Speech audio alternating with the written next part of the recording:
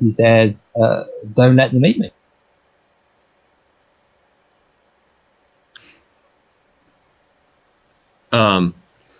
Two reasons. Where are the keys to the Yeti cage?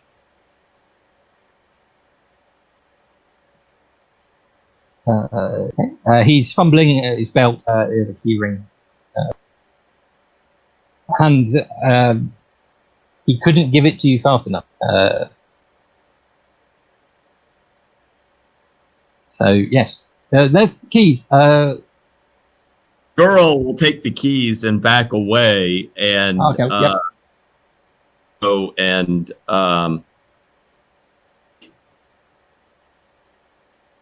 right. Cool. Yeah. I'll let the wolves decide what they want to do.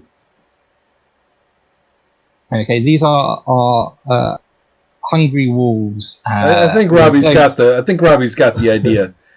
Yeah. Do you want to watch, or are you turning away? As they watch? No. Cool. Okay. Veil. I wasn't going to describe it. I was just horrifying screams off camera. Yeah. Ross, we have no faith in you whatsoever. Your penchant for describing splatter is clearly documented on film. There's no way you can pretend this is not the case. I'm not. It's necessary for the art.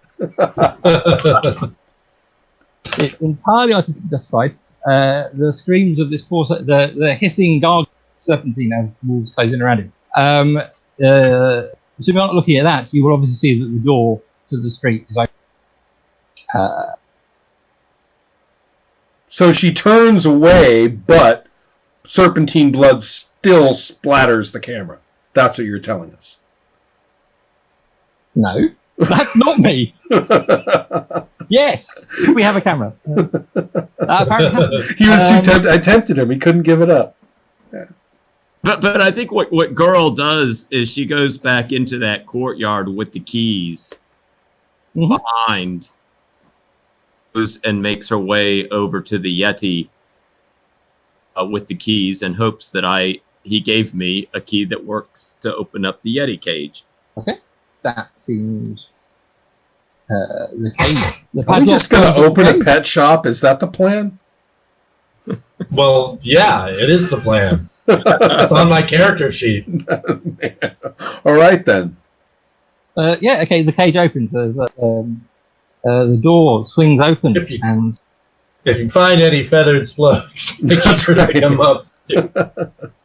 And the Yeti emerges, standing upright, taller than the cage was, taller even than Girl, and looms over you. We will, in that moment of fake peril, we will cut back over to see what's happening with Christabel and Simon Sir.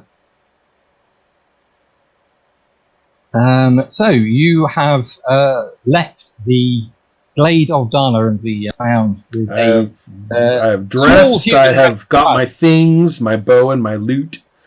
Everyone's happy. All things are going well. What would you like to do? All right, well, I need to get this girl back to the Hillfolk camp. Okay. In general terms, you know where that is. You need to go south and across the river, and you'll be in the camp. So that now you can head off and do that, unless there's anything else. Can I make a memory roll, Ross? There's a detail about the Hillfolk camp that I would like to remember with a memory roll if necessary. I will tell you what I have in mind. What's the detail? It is whether Modthrith's band was a welcome, supported, beloved element of the Hillfolk refugee camp culture, as opposed to merely being a band of thugs who hung out there with a certain overlap, but not, identity? In other words, are we going back into a nest of supporters of Modrith or not? And I do remember Lucky Luke. Yeah. And so I will attempt to hinge my memory on my discussion with Lucky Luke. Yeah, okay, cool. I don't necessarily need you to make a memory roll for that. If you want to. Because I think you were hanging out there, you don't sense this. I think the answer is you're not going to a nest of danger. They're not enmeshed in the community. Good. That's very useful information, actually. They are known about more than they are known, and they what's the word? They were able to go there and have food and stuff, as I recall. So I get that. No, they passed through on the way. They were way outside the city when you met them, and you kind of came through the camp because they were in the way. Okay. What I was going to say is they're more. You do remember people playing Sun Fox's infamous Ballad of Modrith Outlaw, and they are.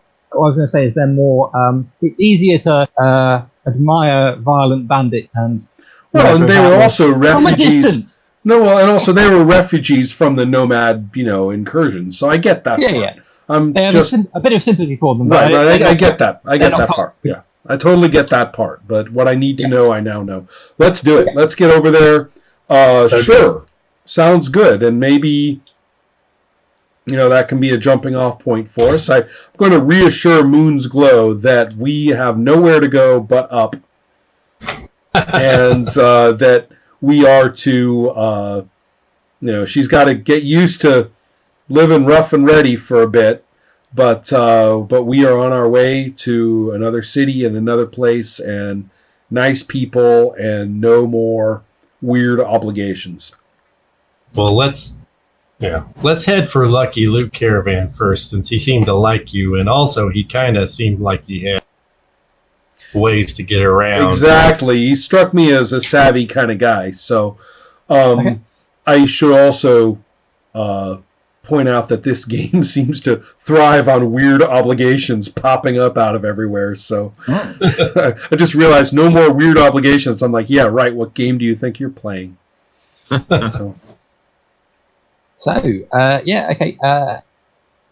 Navigating to the camp is fine. There are the elven glades are suspiciously quiet and empty, as long as you don't go back the way you came past out bands of elves massing for war.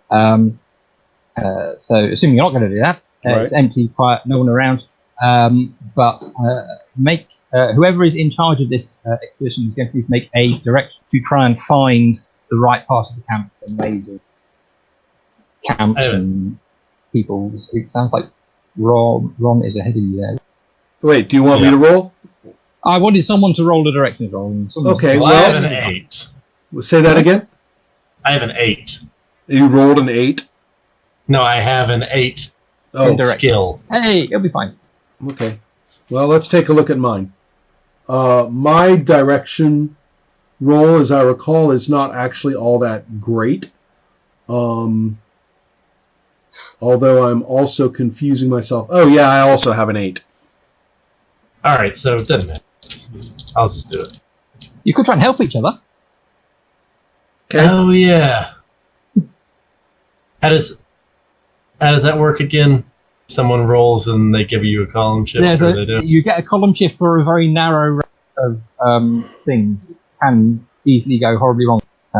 Yeah, I'm not going to help. Helping is you only help somebody if you're good at it. Right. Okay, fair enough. I'll just roll. So here it goes. That's 51 on an 8, which is poor. I will point out that is not feeble. No, it's not. Cool. It is.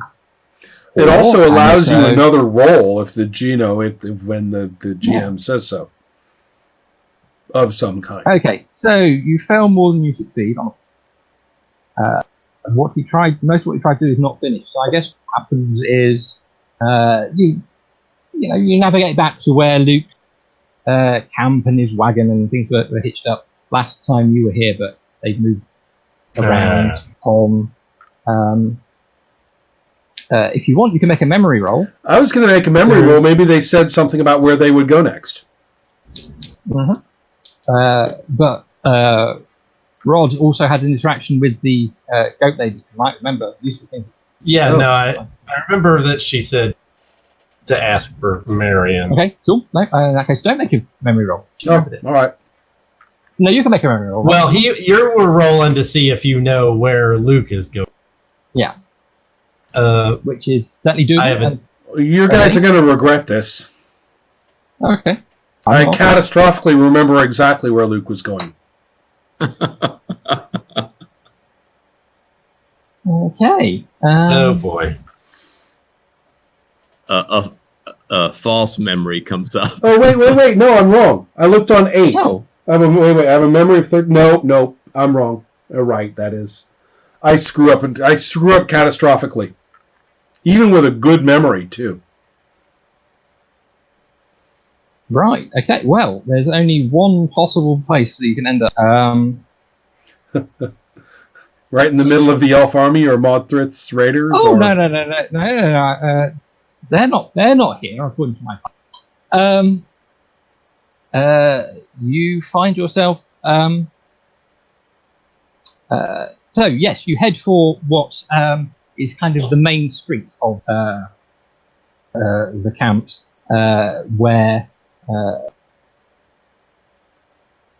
which is kind of built around the ruins of roadside coaching inn. And this is where there are several more important hillfolk families who have firmly established themselves there, who are setting up trading shop relationships. Someone runs kind of a soup kitchen thing there. People who are potentially doing better out of this refugee camp business than many of the others. And also having set up here is what I think I have to describe as a pavilion. It doesn't fit into the surrounding area very well. It is... I'm tempted to make a customs roll.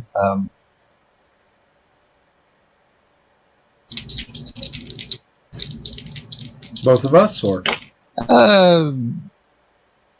Yes, both of you make a customs roll. Ron, you get 1 point.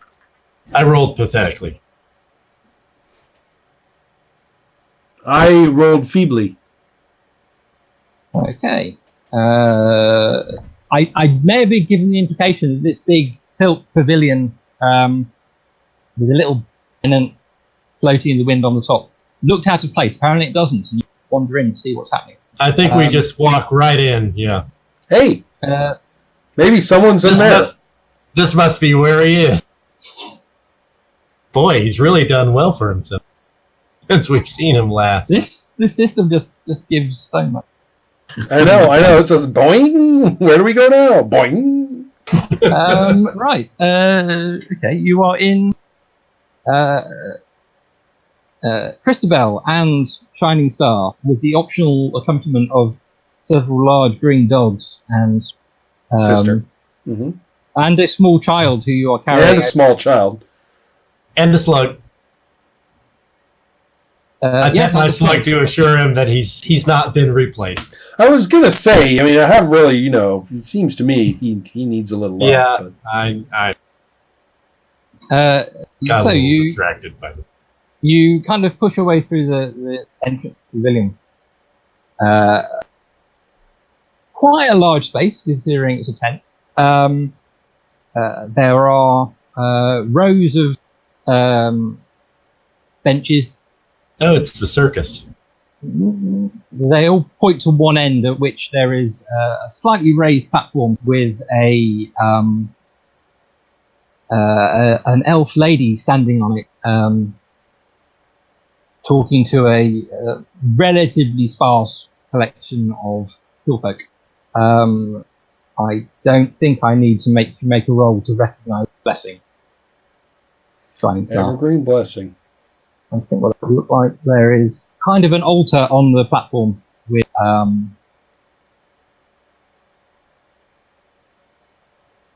I suppose, yeah, they're not a silver bough, they're just a sort of small silver leaf middle of it.